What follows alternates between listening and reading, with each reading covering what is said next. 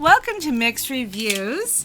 We are reviewing the Real Secret Housewives of Skinwalker Ranch, Salt Lake City edition. I am your host, Leah Remembering. My co-host is Jer Resolver. And we are here to investigate terrible TV and the paranormal, anomalous things that can happen when doing terrible TV. It is our task. It is not yours. Your task is to watch us, which is pleasant. That is a pleasant task. While you're at it, go ahead and like and subscribe. Share some links with some folks. You know, we're a struggling channel here, and we'd like to get unstruck, so help us out a bit. Anywho, so we are resolved to investigate what's going on at the Skinwalker Ranch. With the Real Housewives. There are some shenanigans going on indeed. We have, however, as you know, we have been tasked to solve mysteries, and one mystery about the Skinwalker Ranch has been solved. We did it, guys. We solved one of the secrets, and so I think we should just share that right now with the folks, don't you think? I think what we need to do is tell the folks what we solved. He put the guitar away. We do have a special show for you just as soon as Mr. Resolver... Oh, there he is. Well, there you go. Here it is. So, all right, here we go. Here we go.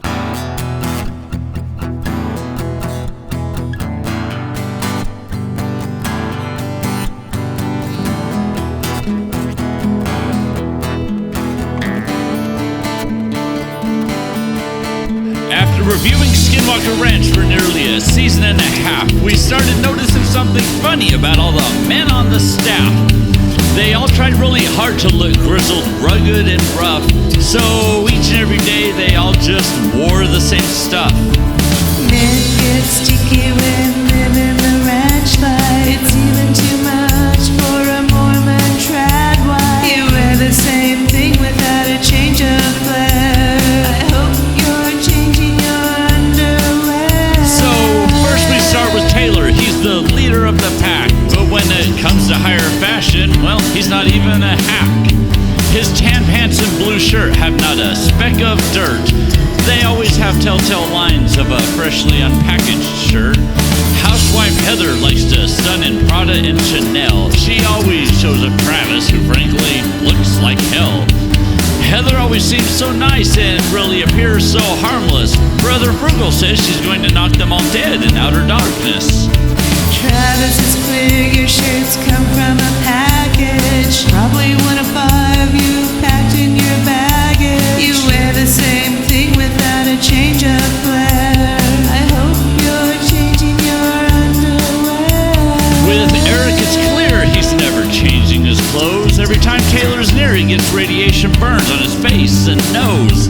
A dingy brown shirt will hide all of your bologna sandwich spills. It's the Dorian Gray of clothing, and that's its only appeal.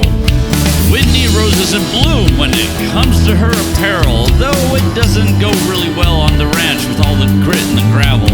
Her imposing presence and enormous height makes Eric shake and quiver. In fact, the other guys are known in her presence to cower and shiver. Eric, how many of those shirts do you have? Might wanna add a couple more to your bag. You wear the same thing without a change of flair. I hope you're changing your underwear. Thomas W. is always looking razor sharp in his hat, but his basic blue shirt is, well, just that.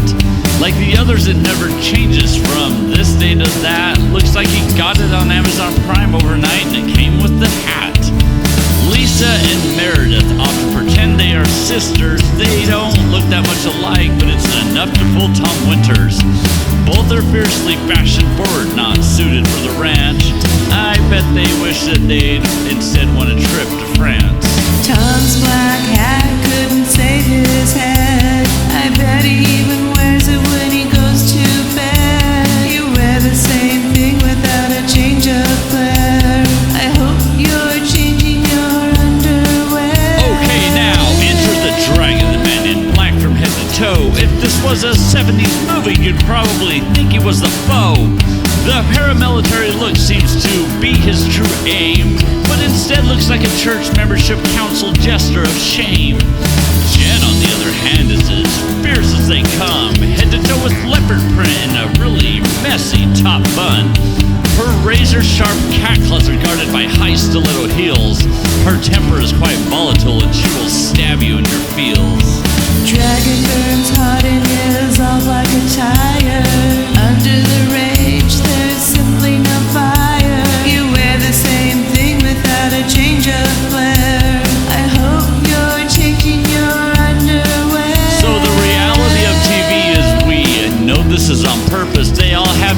sets of clothes, not one differs from the others. This makes the filming nice and easy for the post-shoot edit, since the most exciting thing that happens live is when someone gets lightheaded. Using this one simple trick, you can create your own show and not have to follow a pesky timeline as you go. Always wear the exact same outfit every day and night when you're shooting. That way you can wrap up filming in just 2 weeks. One, if you're really moving. We've learned your secret and we really don't care. We don't know what it's like because we're not there. We had this concern that we wanted to share. We hope you're all changing your underwear.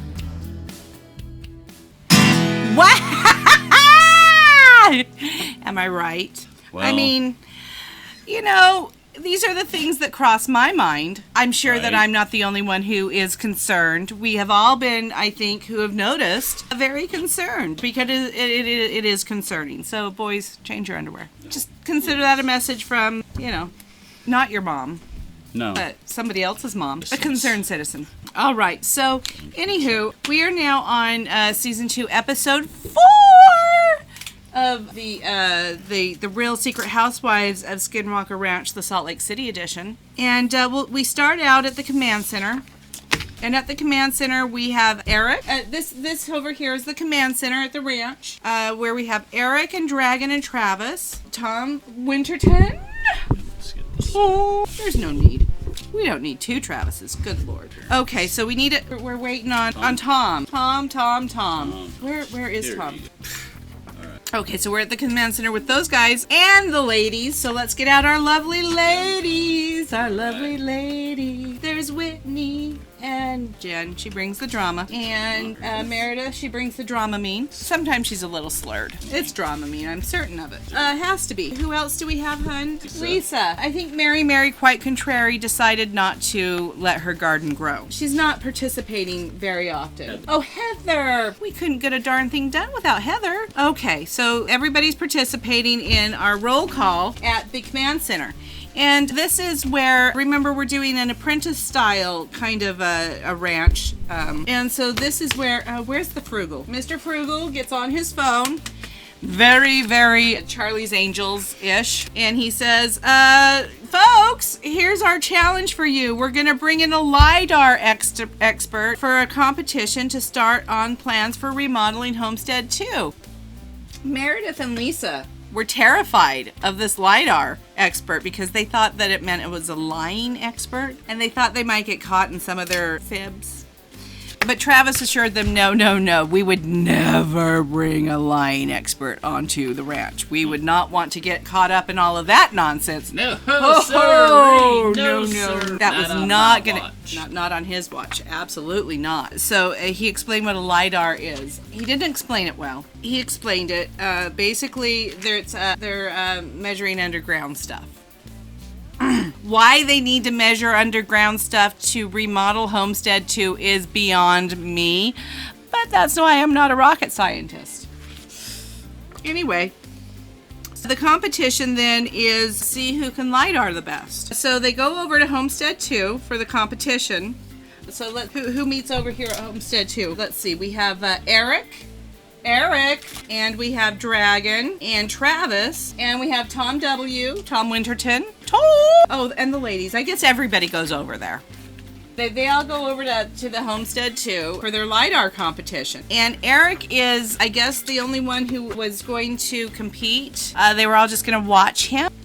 It doesn't sound very competitive to me, but it's... Brandon, it's your show. You do it how you want. You do you. I would do it very differently, obviously, because I'm smarter than you. But, you know, that's how it goes. So the competition is watching Eric, and they all watched him fail. apparently when you go through with the LiDAR, you're supposed to swing back and forth, almost like it's a dance, so that you can catch all so that you can cover the whole area. Well, Eric goes in with these stiff little arms, and he's like, his head was looking everywhere. I'm taking the measurements. Just goes in straight like this, and he's supposed to be swinging. So he was disqualified for being dumb. The data was ruined. It was harsh to call him dumb, and it's an interesting management style from Brandon. But there you have it. They know each other. So that was disappointing. So they all convene back at the command center for a meeting to discuss how disappointing it is. So let's get them back over to the command center here. Boys go. Eric is in shame. Jen has some choice comments for the pudgy little boy, she calls him. Not very nice. Not nice, Jen. Anyway, they go on and they go back to the command center where they meet with a consultant who then gives them a quote on how much it's going to cost to restore services on Homestead 2. Boy, they get back in their car and they drive back to Homestead 2. So shall we, everybody goes back to Homestead 2. We all get back to Homestead 2. We go back. Homestead 2. The ladies are exhausted. They're not wearing the most comfortable of shoes or practical, but they are fashionable. The boys are wearing their same dust-covered ugly shoes that we don't want to even comment on. Anyway, they get back to where they want to be, and the consultant has a panic attack when he is told by Mr. Frugal. Oh, here he is. Mr. Brandon Frugal, gives him the budget that we're going to be working with. To which the guy says, "Are you mad? I mean, really? I know that you're frugal. Your name says it all. Your reputation precedes you, but wow!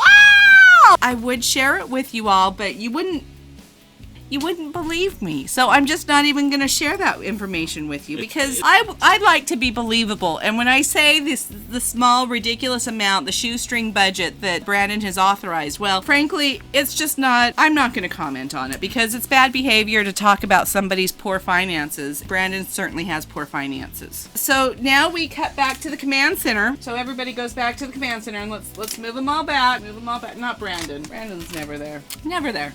Never, ever there. That was good. Anywho, oh, not Brandon.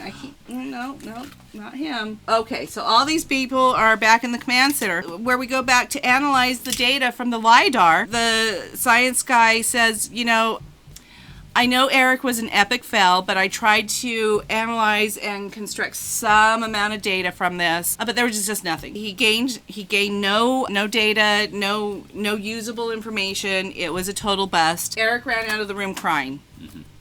Which was maybe because Jen was saying some other stuff to him. I don't know. They were in the corner together and suddenly he runs off crying. I can only assume that she said some nasty stuff. She does that sometimes. Oh boy, is that the time. Okay, we've got to get going. So after that, cut to casino night at Homestead 2. So everybody back to Homestead 2. Because of the tininess, the very, very minuscule amount of money that Brandon has allotted for the renovations at Homestead 2, almost like he's not even taking it seriously, really. Because of that, they have to have a casino night to raise funds for the renovation of Homestead 2. So the girls decide this is where they could showcase their talents in putting on a grand gala, a grand casino night that would be a hit even with the wisest of guys. You know what I'm talking about. A rabbi, for some reason, is brought in to arrange the space at Homestead 2 to feng shui it, if you will. Brandon had this rabbi on retainer, and we know, of course, how frugal Brandon is. He knows the rabbi really doesn't do feng shui. They do other things, but he had him on retainer, so he's like, I'm just paying ya. People don't just hang out on my watch, so get in there and feng shui this place up because we're having a party. He did his best. He removed cheese and meat from being in the same refrigerator and called it good. So that was that. After that, UAP showed up. Probably was the DirecTV satellite that Brandon had ordered. It is, in fact, a satellite, the UAP. Homestead 2 got really cold because Mary turned up the AC all the way. Mary, quite contrary, she couldn't be bothered to show her face, but she jacks up that AC like she doesn't have to pay the power bill. Right. So, everybody complains that there's all these cold spots there, and the feng shui didn't really work. Things were falling off shelves, and well, let me tell you, casino night was a disaster. And we come to find out later that mostly it was a disaster because Lisa sabotaged the whole thing. She was so upset that they were not going to serve her stinky water Vita tequila that she had a fit, and she canceled all of the food and the other drinks. They ended up drinking Kool-Aid or some stuff that they had on the ranch. It wasn't great. It wasn't great. Lisa did present with guilty knowledge of knowing that the food was going to be gone, because she walks into the place, and before she even sees anything, she goes, "Ha! What a dump! And you're not even serving food. Hate it! Hate it! Hate it! Hate it!" Yeah, that was Lisa presenting with her guilty knowledge. Then Stuart, Jen's assistant, started posting some smack talk about all the wives without Jen knowing. Started causing infighting with everybody. He also is someone who understands the term divide and conquer correctly. What he does then is he divides all the women by spreading these gossipy little lies, putting Jen's name all over it, and getting everybody to hate on Jen just a little bit more. And so, of course, she flies off the handle. What is she supposed to do? Everybody's hating on her. Stuart sets her up. It's just not fun. Not pleasant. Anyway, our investigation did reveal that Stuart is guilty of this. And so is Lisa. She's guilty of terminating the food for the party. So we have a guilty Stuart, a guilty Lisa, and guilty underwear. We've uncovered 3 mysteries on this one show. So I give us a big A+. You better too. Yes, finally have answers.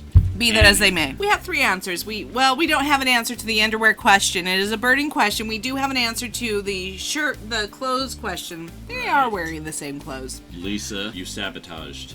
It was saboteur. Guilty knowledge. You should not have said that when you walked in the party. Jen, Stewart was gaslighting. He's out to get you, Jen. I don't think that guy's any good. I see something terrible coming down the road with that guy. That's all I can say. Like I said, we had a great show, guys. We put on a great performance for you all. You should be very grateful, and you should be liking and subscribing and talking to all your friends about this. So go ahead and do that. That is your job, your assignment, if you will. Our assignment is to be just as great as we always are. So we will take our assignment seriously if you will take yours seriously, and we'll see you next time. Bye-bye.